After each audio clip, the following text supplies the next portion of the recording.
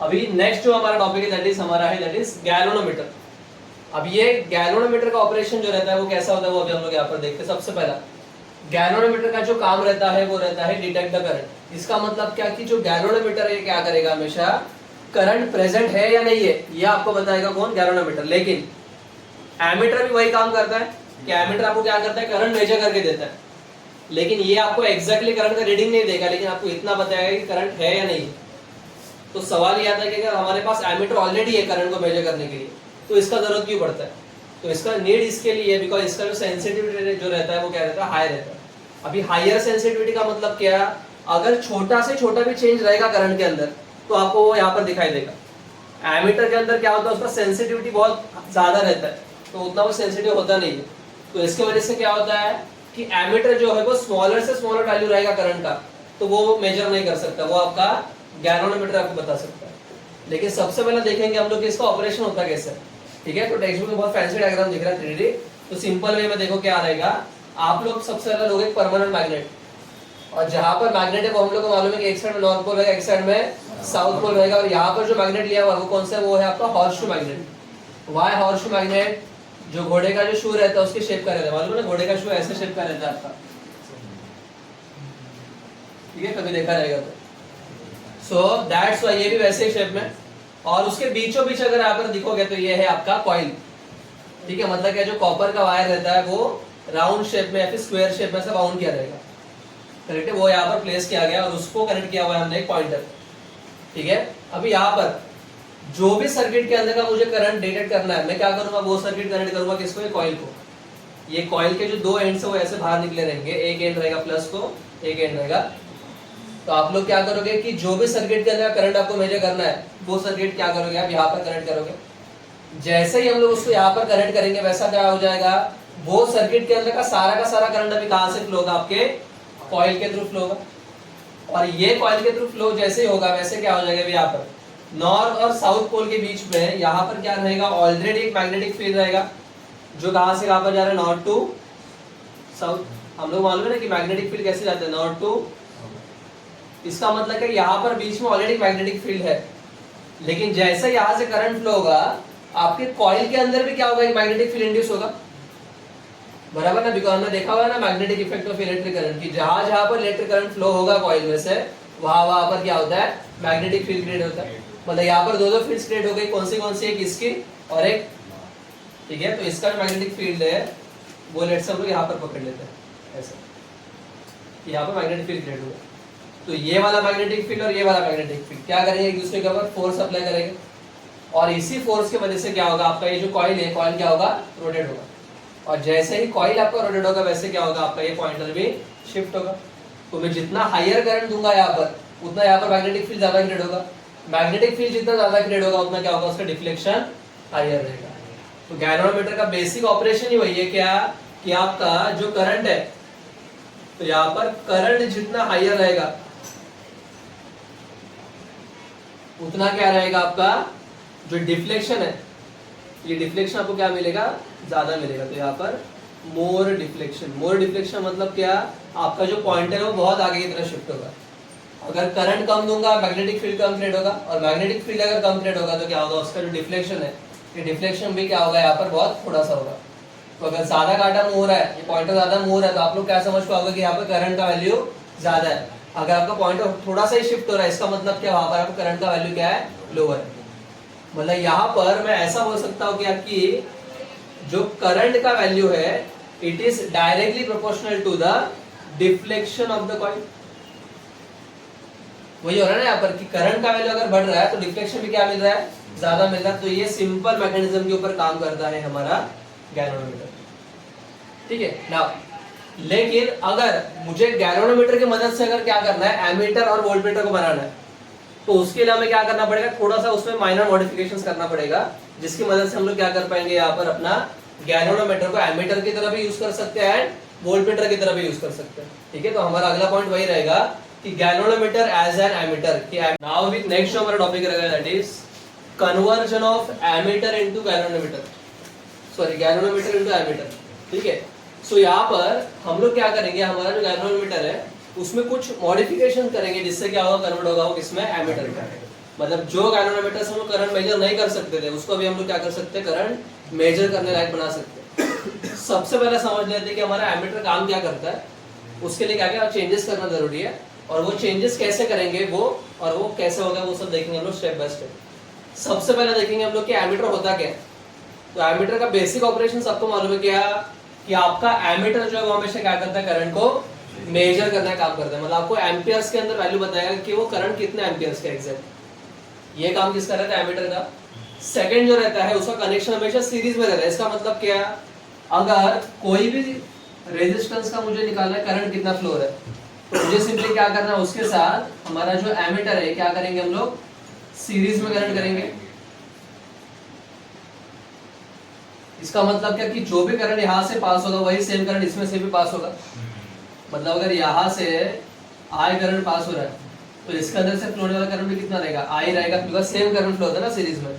और यही रीजन है जिसकी वजह से क्या करते हैं हम लोग, एमीटर को हमेशा सीरीज में कनेक्ट करते हैं सर्किट के अंदर, ठीक है। तो वही लिखा हुआ है। तो एमीटर के बारे में दो चीजें याद रखना जरूरी है कि पहला वो करंट मेजर करता है, दूसरा उसका कनेक्शन हमेशा सर्किट में कैसा रहता है, सीरीज के अंदर। और वोल्टमीटर रहेगा तो उसको पैरेलली कनेक्शन करते हैं, वो देखेंगे हम लोग आगे। तो यहाँ तक क्लियर है ना। सवाल ये आता है कि जो गैल्वेनोमीटर है उसमें ये वाला प्रॉपर्टी नहीं है, कौन सा, करंट मेजर करने का।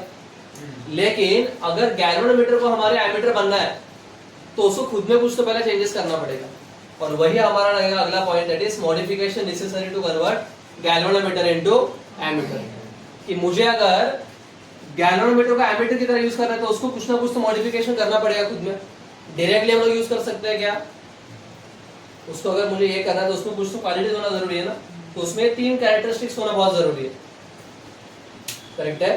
कि जैसा सिर्फ गुड लुक्स रहेगा तो कोई भी हीरो बन सकता है क्या, पहले उसमें एक्टिंग स्किल्स डालना पड़ेगा, ड्रामा करने का स्किल्स डालना पड़ेगा, फिर जाके वो कहीं पर तो जाके एक्टर बनेगा। सिर्फ देखने के लिए अच्छा तो कुछ काम होने वाला है क्या, दिखता तो अरमान भी अच्छा अपना, ठीक है। तो दैट्स व्हाई यहाँ पर क्या होने वाला है आपका मॉडिफिकेशन, ये 3 मॉडिफिकेशन करना जरूरी है। पहला मॉडिफिकेशन क्या रहेगा, current capacity must be increased. आपका जो एमीटर है, ये एमीटर का काम क्या, खुद का करंट मेजर करना। लेकिन अगर आपके एमीटर का करंट कैरी करने का कैपेसिटी खुद का ही कम रहेगा, लेट्स से इसका रेंज है 0 to 5 एम्पियर, मतलब वो 5 एम्पियर तक का करंट मेजर कर सकता है। अगर मैंने यहाँ पर करंट दे दिया 10 एम्पियर का, तो ये मेजर कर पाएगा क्या, मतलब उसके लिमिट के बाहर का है ना। तो दैट्स व्हाई ये जो रेंज है, ये रेंज जितना ज्यादा से ज्यादा रहेगा उतना अच्छा है। तो इसलिए मेरा पहला काम क्या रहेगा, उसका करंट कैरी करने का कैपेसिटी क्या करना पड़ेगा, बढ़ाना पड़ेगा, क्योंकि उसको खुद को भी करंट सहन होना चाहिए ना, तभी तो वो मेजर करेगा। तो ये पहला जरूरत है हमारा। सेकंड रिक्वायरमेंट क्या हमारा, that is resistance must be decreased. Obvious सी बात है, एमीटर आप कनेक्ट कर रहे हो सीरीज में, अगर एमीटर का खुद का रेजिस्टेंस बहुत ज्यादा है, let's say for example ammeter का रेजिस्टेंस है 50 ओम्स, तो यहां से जो भी करंट आएगा वो करंट इसमें से भी पास हो रहा है, तो ये करंट क्या करेगा, लॉस करेगा ना। तो रेजिस्टेंस का काम क्या रहता है, करंट को हमेशा डिक्रीज करना। तो जो भी करंट यहाँ से आएगा उसमें से कुछ करंट यहाँ पर लॉस होगा और बचा हुआ करंट आगे जाएगा। मतलब यहाँ पर क्या हो रहा है, हमारा करंट का लॉस हो रहा है, और ये ना हो इसलिए हम लोग क्या करेंगे, यहाँ पर उसका रेजिस्टेंस क्या करेंगे, डिक्रीज करने का ट्राई करेंगे। जो थर्ड वाला हमारा रिक्वायरमेंट रहेगा वो रहेगा protection from the damage due to excess current. इसका मतलब क्या कि अगर इसके पास कुछ ज्यादा ही करंट आ गया, लेट्स से इसका रेंज है आपका 0 to 10 एम्पियर, और मान के चलते कि यहाँ पर अगर करंट आ गया लेट्स से 100 एम्पियर का, तो क्या हो जाएगा, ऑब्वियस सी बात है कि ये 100 एम्पियर का करंट मेजर तो नहीं कर सकता, चलो वो भी बात ठीक है, लेकिन इतना हाई करंट की वजह से क्या हो जाएगा, डैमेज होगा। डैमेज होगा मतलब जल जाएगा, उसका ऑपरेशन बंद हो जाएगा, कुछ भी हो सकता है। तो ये ना हो इसलिए मुझे क्या करना पड़ेगा, उसके लिए कुछ तो प्रोटेक्शन मैकेनिज्म बनाना पड़ेगा, जिससे ये जो एक्स्ट्रा करंट है इससे उसका प्रोटेक्शन बने रहे। ये 3 चीजें अगर मैं कर पाऊंगा तो मैं क्या कर सकता हूँ, गैल्वेनोमीटर को एमीटर की तरह यूज कर सकता हूँ। लेकिन वो करने के लिए उसमें ये 3 खासियत होना जरूरी है। तो ये तीनों की चीजें करने के लिए मुझे सिंपली क्या करना है, ये जो पूरा का पूरा हमारा रिक्वायरमेंट है, ये हम लोग कैसे फुलफिल कर सकते हैं, just by using a low resistance parallel resistor. मतलब क्या करेंगे हम लोग, हमारा जो गैल्वेनोमीटर है उसके पैरेलल में क्या करेंगे, एक रेजिस्टर लगाएंगे जिसका रेजिस्टर एकदम लो रहेगा, जिसको हम लोग नाम देंगे यहाँ पर शंट रेजिस्टर, एस। शंट मतलब है पैरेलल रेजिस्टर। अभी आप बोलोगे सर सिर्फ एक पैरेलल रेजिस्टर के लगने की वजह से ये तीनों चीजें कैसे फुलफिल होगा वो देखते हैं हम लोग। तो वही हमारा अगला पॉइंट है, यूजेस ऑफ शंट। ये शंट रेजिस्टर लगाने से ऐसा क्या खास हो रहा है जिसके वजह से गैल्वेनोमीटर का डायरेक्ट एमीटर ही बन रहा है, ठीक है। तो क्या क्या चीजें होगी देखो यहाँ पर। सबसे पहला पहला क्या होगा यहाँ पर, divert large part of current so protection from the excess current. मतलब क्या, यहाँ पर देखो सेम सिनेरियो, यहाँ से अगर मेन करंट आता है आपका 100 एम्पियर्स का, आपने क्या रखा है, इसका रेजिस्टेंस लो रखा है, ठीक है। और तो यहाँ पर क्या होगा, करंट ये पॉइंट पे आके क्या होगा, डिवाइड होगा दो हिस्सों में। इसका रेजिस्टेंस लो रखने की वजह से क्या होगा, मैक्सिमम करंट आपका नीचे से ही फ्लो होगा। हमने लास्ट टाइम में देखा था कि करंट हमेशा मैक्सिमम कहाँ से फ्लो होता है, जहां पर रेजिस्टेंस कम रहेगा उसी ब्रांच में से करंट ज्यादा फ्लो होगा, बिकॉज करंट को रेजिस्टेंस पसंद, ठीक है, जिधर शॉर्टकट है उधर से ही जाएगा वो, ठीक है। तो दैट्स व्हाई यहाँ पर क्या होगा, मैक्सिमम करंट यहाँ से फ्लो होगा, और सिर्फ बचा हुआ करंट किस में से जाएगा, गैल्वेनोमीटर में से। मतलब यहाँ पर कितना भी ज्यादा करंट आया तो भी उसमें से मैक्सिमम करंट किधर से बाईपास होकर इधर से जाएगा। तो इसके अंदर से वो करंट जा रहा है क्या, तो उसको डैमेज होने का कुछ सवाल आता है क्या, नहीं। तो दैट्स व्हाई शंट लगाने से मेरा पहला एक फायदा हो रहा है क्या, उसका प्रोटेक्शन हो रहा है किससे, एक्सेस करंट से। ये पहला बात हो गया, मतलब मेरा ये वाला रिक्वायरमेंट फुलफिल हो गया। Second requirement, increases the range of ammeter. Common sense की बात है, ये ज्यादा से ज्यादा करंट अभी सहन कर सकता है ना, तो इसका मतलब क्या, उसका करंट कैरिंग कैपेसिटी भी बढ़ गया ना। मतलब 100 एम्पीयर तक का भी करंट आ गया तो भी उसको कुछ फर्क पड़ रहा है क्या, ठीक है। सो दैट्स हम लोग क्या कर सकते हैं, ज्यादा से ज्यादा करंट वहां पर मेजर कर सकते हैं। तो हमारा पहला वाला रिक्वायरमेंट भी फुलफिल हो गया कि अभी वो क्या कर सकता है, ज्यादा करंट को सहन कर सकता है। और जो थर्ड हमारा यूज हो गया क्या, डिक्रीज द रेजिस्टेंस। आप बोलो सर रेजिस्टेंस कैसे डिक्रीज हो गया, यहाँ पर गैल्वेनोमीटर का रेजिस्टेंस है लेट से G और इसका रेजिस्टेंस है S, तो दोनों क्या एक दूसरे को पैरेलल है ना, ठीक है। और पैरेलल के अंदर हमने देखा हुआ इफेक्टिव रेजिस्टेंस कम होता है कि इंक्रीज होता है, पढ़ा है ना हमने रेजिस्टेंस इन पैरेलल। तो पैरेलल में रेजिस्टेंस कम होता है कि बढ़ता है, और सीरीज में बढ़ता है। मतलब यहाँ पर क्या होगा, दोनों का मिलकर अगर रेजिस्टेंस निकालने के लिए जाऊंगा तो वैल्यू क्या आएगा, छोटा ही आएगा। मतलब यहाँ पर क्या होगा, हमारा रेजिस्टेंस भी क्या हो गया, कम हो गया। तो सेकंड वाला भी रिक्वायरमेंट फुलफिल हो गया। मतलब सिर्फ ये एक छोटा सा मॉडिफिकेशन करने की वजह से क्या हो गया, मेरा पूरा का पूरा रिक्वायरमेंट लिस्ट मैच हो गया। लेकिन सवाल अभी ये प्रॉब्लम ये आएगा कि ये जो शंट रेजिस्टर में यूज तो कर लूंगा, लेकिन इसका वैल्यू कितना रखने का। कोई बोलेगा सर 10 ओम का यूज करो, कोई बोलेगा 5 ओम का करो, कोई बोलेगा 100 ओम का करो, इसमें भी दिक्कत है। अगर इसका वैल्यू एकदम हायर रखूंगा तो क्या दिक्कत होगा, मैक्सिमम करंट इधर से जाएगा क्योंकि यहाँ पर रेजिस्टेंस हाई है, और ज्यादा करंट अगर यहाँ से जाएगा तो क्या होगा, ये वाला दिक्कत होगा कि जो डैमेज होने का चांसेस रहेगा। तो एकदम हाई वैल्यू का शंट तो यूज नहीं कर सकते। अगर बहुत लो वैल्यू का ले लिया, आपने बोला सर क्यों पैसा वेस्ट कर रहे हो, एकदम कम से कम रेजिस्टेंस वाला लगा दो, सस्ता वाला, वो भी लगा दिया। अभी क्या होगा, एकदम मतलब मोर देन 90% करंट भी यहाँ से फ्लो होगा। अगर इसमें से करंट ही नहीं जाएगा तो वो करंट मेजर कर पाएगा क्या, तो एकदम कम वैल्यू रखेंगे तो भी नहीं चलेगा। तो मुझे क्या करना पड़ेगा, कोई तो ऐसा वैल्यू ढूंढना पड़ेगा जो दोनों साइड में मैचेबल है। तो उसके लिए हम लोग क्या करेंगे, ये शंट रेजिस्टर का डेरिवेशन देखेंगे कि जिसके थ्रू हम लोग क्या करेंगे, वो एस का वैल्यू कितना रहेगा वो कैलकुलेट कर सकते हैं हम लोग, ठीक है। तो वही अभी देखेंगे हम लोग हमारे अगले डेरिवेशन में। तो सबसे पहला यहाँ पर देखो तो करंट का डिवाइडेशन कैसा हो रहा है, देखो करंट आई यहाँ से आ रहा है, मेन करंट, ये आई मतलब कौन सा करंट है जिसको आपको मेजर करना है, वो वाला करंट है ये, ठीक है। ये आते वक्त यहाँ पर इनपुट रेजिस्टेंस है, ठीक है, जो करंट को लिमिट करने का काम करता है अगर एक्स्ट्रा करंट आया तो। लेकिन ये पॉइंट पे अगर आप देखोगे तो करंट दो हिस्सों में डिवाइड हो रहा है। कैसे कैसे, सामने की तरफ कौन सा आ रहा है, IG, और नीचे की तरफ अभी IS क्यों बोला, बिकॉज वो S में से पास हो रहे थे उसका नाम IS, ये G में से पास हो रहे थे उसका नाम IG, करेक्ट है। तो यहाँ पर G एंड S दोनों के दोनों पैरेलल है, ठीक है। सो वही रहेगा हमारा हियर, G एंड S ये दोनों रेजिस्टेंस क्या है, पैरेलल। और एक चीज हम लोग को मालूम है कि हमेशा पैरेलल कनेक्शन में वोल्टेज हमेशा इक्वल रहता है।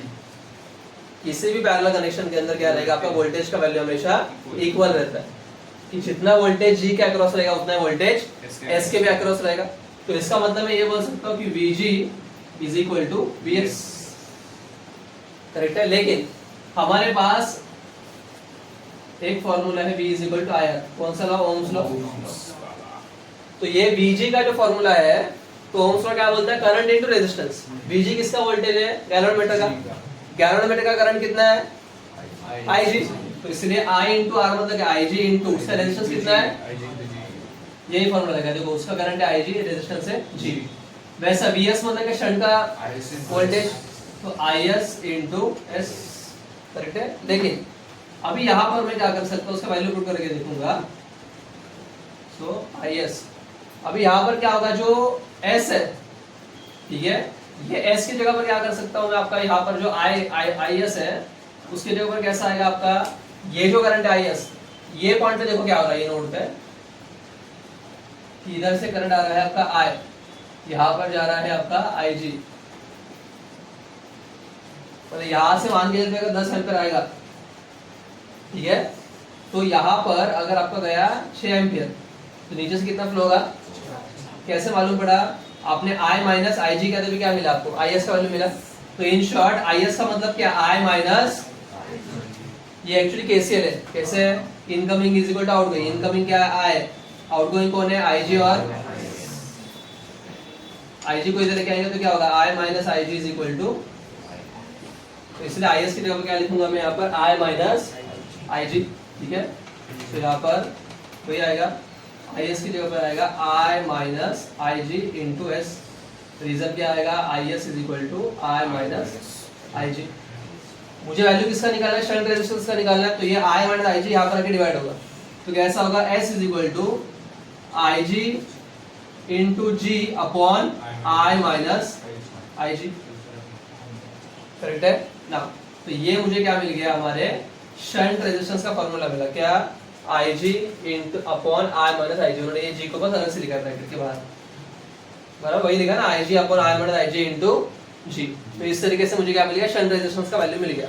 लेकिन इसमें दो कंडीशन लिया हुआ है, इफ अगर मेरा जो टोटल करंट है I, ठीक है, ये अगर n टाइम्स IG है, मतलब ये जो मेरा इनपुट करंट है ये इससे n टाइम्स बड़ा है, 2 टाइम्स 3 टाइम्स 4 टाइम्स जितना भी टाइम चलेगा, तो सिंपली मुझे क्या करना है, दिए हुए फॉर्मूला में I की जगह पर क्या पुट करेंगे हम लोग, n इंटू IG, तो कैसा होगा, S is equal to IG upon I की जगह पर क्या आएगा, NIG माइनस, ये I की जगह बस मैंने NIG पुट किया इंटू फॉर्मूला में G है ऊपर, दोनों में से कॉमन क्या निकलेगा, IG कॉमन निकलेगा, तो क्या होगा, S is equal to IG into G upon IG in bracket, यहाँ पर NIG में से IG गया तो क्या बचेगा, N माइनस IG में से IG गया 1 बचेगा, IG कैंसिल हो गया। तो आपके शंट का जो वैल्यू है वो कितना आएगा यहाँ पर, G अपॉन N माइनस, ये भी और एक फॉर्मूला मिल गया ना। अगर और एक कंडीशन लिया हुआ है, क्या, जैसे मैंने यहाँ पर IS की जगह पर I माइनस IG डाला, IG की जगह पर क्या डाल सकता हूँ मैं, I माइनस IS, करेक्ट है। तो वही देखेंगे कि सिंस आपका ये देखा था हमने क्या, कि IG into G is equal to IS into S, मैं अभी IG की जगह पर वैल्यू डालूंगा, इसकी जगह पर नहीं, IG की जगह पर क्या आएगा, लास्ट टाइम की तरह I माइनस IS, और इसको भी ऐसा ही रखूंगा, सेम डेरिवेशन है, बस क्या होगा, इसके जगह पुट किया था, अभी मैं इसकी जगह पुट करके देखूंगा, तो कैसा आएगा, ये मल्टी, अभी यहाँ पर क्या होगा, ये पूरा का पूरा जो है, मुझे S का वैल्यू है ना, तो ये IS यहाँ पर आके डिवाइड होगा, तो कैसा बनेगा फिर आपका ये, ठीक है, या फिर उन्होंने रेशो लिया हुआ है सिर्फ सिंपली वहां पर, ठीक है। तो कैसा आएगा रेशो, वो देखते हैं। यहाँ पर क्या होगा, आपका इसको मल्टीप्लाई करो तो क्या होगा, I इंटू ये I इंटू G, ठीक है, then minus IS into G is equal to IS into S, ठीक है। अभी IS वाले टर्म्स एक साथ लेके जाते हैं, तो वो वहां पर रखे प्लस होगा, तो क्या होगा, I into G is equal to IS into S plus IS into G, दोनों में IS कॉमन निकलेगा तो निकालो, I into G is equal to क्या आएगा, IS इंटू यहाँ पर क्या बचेगा, S प्लस G, ठीक है। तो फाइनली क्या हो जाएगा फिर आपका, S प्लस G को वहां पर लेके जाओ, I को इधर लेके जाओ, ठीक है। तो ये रेशियो कैसा आएगा फिर आपका, ये I वहां पर जाके डिवाइड होगा तो IS अपॉन I, और ये S प्लस G यहाँ पर डिवाइड होगा तो क्या होगा, G upon S plus G, ठीक है। तो ये भी एक आपको फॉर्मूला दिया हुआ। तो इस तरीके से हम लोग क्या कर सकते हैं, हमारे गैल्वेनोमीटर को जो है डायरेक्टली कन्वर्ट कर सकते हैं किसमें, एमीटर में। इसके जैसा ही सेम टू सेम अभी हम लोग क्या कर सकते हैं, गैल्वेनोमीटर को कन्वर्ट कर सकते हैं किसमें, वोल्टमीटर के अंदर। लेकिन अभी ये वोल्टमीटर के अंदर कन्वर्जन कैसा होगा आपका, तो सिंपली इसमें जो जो ऑपरेशंस किया तो थोड़ा सा उसको रिवर्स करना है। फिर जैसे यहाँ पर आपका करंट में कैरिंग कैपेसिटी बढ़ना चाहिए था, वहां पर वोल्टेज मेजरिंग कैपेसिटी बढ़ेगा। यहाँ पर रेजिस्टेंस डिक्रीज किया गया था, वहां पर रेजिस्टेंस इंक्रीज करना है। ये सेम रहेगा कि इसमें प्रोटेक्शन फ्रॉम एक्सेस करंट, वहां पर प्रोटेक्शन फ्रॉम एक्सेस वोल्टेज रहेगा। यहाँ पर आपने पैरेलल रेजिस्टर लगाया, उधर सीरीज में लगाओगे, ठीक है, बस फॉर्मूला अलग आएगा, लेकिन ये पूरा आपको रिवर्स लिखना उल्टा। तो जिसको एमीटर वाला पार्ट आ गया, वोल्टमीटर वाला पार्ट बहुत इजी है उसके लिए, ठीक है, तो वो भी देखेंगे। Galvanometer as an voltmeter. तो जैसा हमने लास्ट इसमें देखा था कि हमारा एमीटर में कन्वर्जन करने के लिए सबसे पहले देखा था हमने कि एमीटर होता क्या है, तो वैसे यहाँ पर अभी देखेंगे मेन चेंज करना रह गया। तो ये वोल्टमीटर का है, वो 3 साल से ही गलती होती है। तो अभी आप जो वोल्टमीटर है, ये वोल्टमीटर का मेन फंक्शन क्या होता है, सबसे पहले तो मेजर्स पोटेंशियल डिफरेंस। कि वोल्टमीटर हमेशा क्या करता है, नाम की तरह वोल्टेज मेजर करता है, और वोल्टेज का मतलब है क्या, वो क्या मेजर करेगा यहाँ पर, पोटेंशियल डिफरेंस।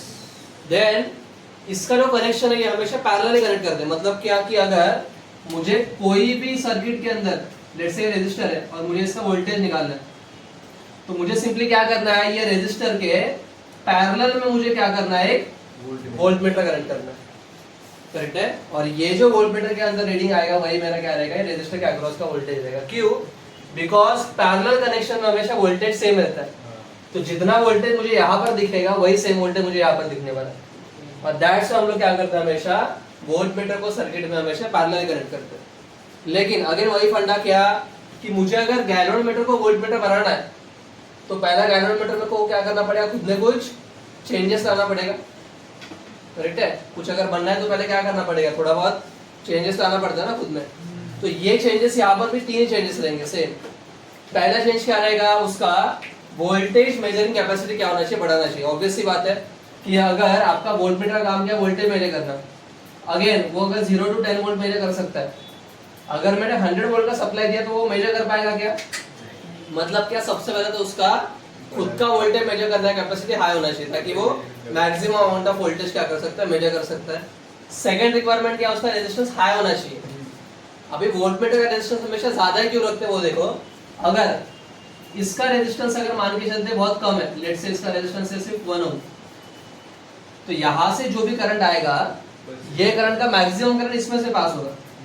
अभी आप बोलोगे सर क्या प्रॉब्लम है, इसका काम तो वैसे भी वोल्टेज मेजर करने का काम है ना उसका, अगर उसमें से करंट गया भी तो क्या हो रहा है, लेकिन वोल्टमीटर जो है उसका खुद का भी कुछ ना कुछ रेजिस्टेंस रहता है। हमने प्रीवियसली भी देखा था कि दुनिया के हर एक डिवाइस का खुद का कुछ ना कुछ रेजिस्टेंस होता ही है। तो जब भी उसमें से करंट पास होगा तो वो क्या करेगा, करंट को थोड़ा सा रिड्यूस करके आगे भेजेगा, तो इससे हमारा करंट का लॉस हो रहा है ना यहाँ पर। उसका काम क्या, उसको लगाया क्यों है वहां पर, वोल्टेज मेजर करने के लिए, तो चुपचाप वही करना चाहिए ना।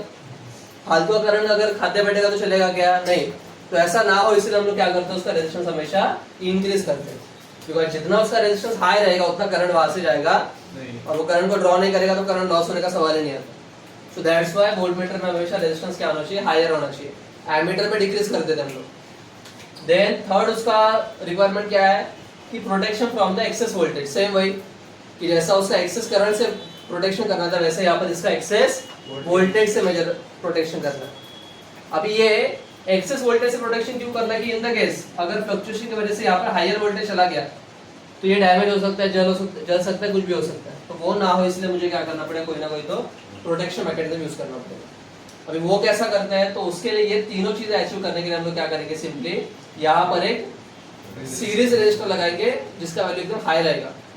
जैसे वहां पर हमने लो रेजिस्टेंस का पैरेलल रेजिस्टर लगाया था, यहाँ पर उल्टा है, हाई रेजिस्टेंस का सीरीज रेजिस्टर लगाया हुआ है। तो जैसा आपको यहाँ पर दिखता भी रहेगा डायग्राम में, गैल्वेनोमीटर है, गैल्वेनोमीटर का एग्जैक्टली सीरीज में ये हाई रेजिस्टेंस है जिसका नाम दिया हमने यहाँ पर एक्स क्यों दिया है, बिकॉज शंट को एस नाम था, सीरीज का भी ऐसे हो जाएगा तो सेम हो जाएगा, तो इसलिए यहाँ पर उसको एक्स नाम दिया। तो ये क्या है, आपका हाई रेजिस्टेंस सीरीज रेजिस्टर है, ठीक है, तो वो सीरीज में लगा लेगा उसके। अभी ये लगाने की वजह से क्या क्या होगा, सारी चीजें ये होगी। जैसा पहला वोल्टेज मेजरिंग कैपेसिटी उसका बढ़ेगा, क्यों, बिकॉज ये जो सीरीज में आपने रेजिस्टर लगाया इसके वजह से क्या होगा, आपका अगर एक्सेस वोल्टेज आ भी गया तो वो ड्रॉप हो जाएगा। और मैंने यहाँ पर भी रेजिस्टर लगाया हुआ है ना ऑलरेडी पैरेलल में, लोड रेजिस्टर। देन सेकेंड उसका रेजिस्टेंस इंक्रीज होगा, ऑब्वियस सी बात है, ये दोनों सीरीज में लगाए हुए हैं। अगर ये मान के चलो 10 ओम का है और ये 100 ओम का लगा दूंगा तो डायरेक्टली कितना हो जाएगा, 110 ओम हो जाएगा टोटल। बिकॉज सीरीज में क्या होता है, एडिशन होता है ना, तो यहाँ पर रेजिस्टेंस डायरेक्ट बढ़ जाएगा आपका, तो वो एक फायदा है। देन तीसरा, protection from the excess voltage. Excess voltage से प्रोटेक्शन होगा उसका रेजिस्टेंस की वजह से, तो दैट्स व्हाई तीनों चीजें अचीव होगी आपकी। नाउ सवाल ये आता है कि आपका x का जो वैल्यू है वो कितना रखेंगे, ठीक है। तो अगेन वही सेम, तो टेक्स्ट बुक में हमें डायरेक्टली दिया हुआ है कि v इज इक्वल टू आपका ig into X minus ig into G plus ig into G. तो वो एक्चुअली केवीएल लगा है यहाँ पर और कुछ नहीं, ठीक है। केवीएल को तो हम लोग को बहुत अच्छे से आता है, ठीक है। ऐसे एज्यूम करते तो यहाँ पर ये मैंने ऐसे ट्रेसिंग लिया, ट्रेसिंग हमने देखा हुआ है क्लॉकवाइज भी ले सकते हो और एंटी क्लॉकवाइज भी ले सकते हैं। तो यहाँ पर मैं ट्रेसिंग लेट से ऐसे ले रहा हूँ, करेक्ट है। तो यहाँ पर कैसा होगा देखो, सबसे पहला फर्स्ट ये इसका देखते हैं, यहाँ पर करंट किधर जा रहा है, नीचे, और ट्रेसिंग भी, तो जब दोनों सेम डायरेक्शन में रहेगा तो क्या होता है, माइनस आता है कि प्लस आता है। तो यहाँ पर माइनस आई इंटू आर लेते हैं ना हम लोग, आई कितना है यहाँ पर आई जी, और रेजिस्टेंस कितना है एक्स। देन अब यहाँ पर गैल्वेनोमीटर में भी करंट नीचे जा रहा है, ट्रेसिंग नीचे जा रहा है, अगेन माइनस साइन, तो क्या आएगा आई जी इंटू, ये है ही नहीं बीच में, ऐसे पकड़ो, मैंने ये वाला लुक लिया बड़ा वाला, ठीक है। तो यहाँ पर इधर देखेंगे तो वोल्टेज का सेकंड साइन लेते हैं ना, ये पहला साइन है, सेकंड नंबर का साइन क्या है प्लस, तो यहाँ पर plus v is equal to 0। जितना भी माइनस माइनस वाला टर्म से वहां पर जाएगा, v मतलब वोल्टेज ना, बैटरी है ना, वहां पर बैटरी में क्या करते हैं, सेकंड नंबर का साइन लेते हैं ना हमेशा, ठीक है। ये पूरा पूरा वहां पर जाएगा तो क्या होगा प्लस, तो क्या होगा v is equal to I G into X plus I G into, correct है। देन अभी क्या करेंगे हम लोग, उसमें से मुझे x का वैल्यू निकालना है ना, तो आई जी इंटू जी को वहां पर लेके जाएंगे, तो वो क्या हो जाएगा माइनस, या फिर यहाँ पर भी आप कर सकते थे सिंपली कि आपका x का वैल्यू चाहिए ना, तो आई जी इंटू एक्स को वहां पर लेके जाओ, तो क्या हो जाएगा I G into X is equal to V minus I G into G. Then I G वहां पर लेके डिवाइड होगा तो क्या होगा x is equal to V minus I G into G upon I G. ये क्या वैल्यू मिल गया मुझे x, ठीक है ना। यहाँ पर भी अगर उन्होंने वही रेशियो लिया हुआ, इफ जो हमारा टोटल करंट है, सॉरी टोटल वोल्टेज जो है, ठीक है, वो जो है वो लेट से है हमारा total voltage v is equal to n times ये आपके गैल्वेनोमीटर के वोल्टेज के इतना, मतलब n टाइम्स vg, ठीक है। तो क्या हो जाएगा, ये आपका जो vg है वो यहाँ पर आके डिवाइड होगा तो क्या होगा v upon vg is equal to n, बराबर है। लेकिन vg का वैल्यू कितना रहेगा, vg का वैल्यू आपको मालूम है formula v is equal to i into R, तो vg का फॉर्मूला क्या रहेगा, उसका करंट कितना है ig इंटू आर कितना है g, तो इसलिए vg का जगह पर क्या लिखेंगे v upon ig into g is equal to n, वही दिया हुआ है रेशो कि n is equal to v upon ig into g। लेकिन ये जो वैल्यू है वो अगर मैं यहाँ पर पुट करूंगा, ये वाला वैल्यू, ठीक है, v is equal to n times vg, तो वो यहाँ पर पुट करूंगा तो कैसा होगा, सो देयरफॉर ये क्या बनेगा इक्वेशन, फिर x is equal to v की जगह पर क्या आएगा n times vg minus ig into, ठीक है, अपॉन ig।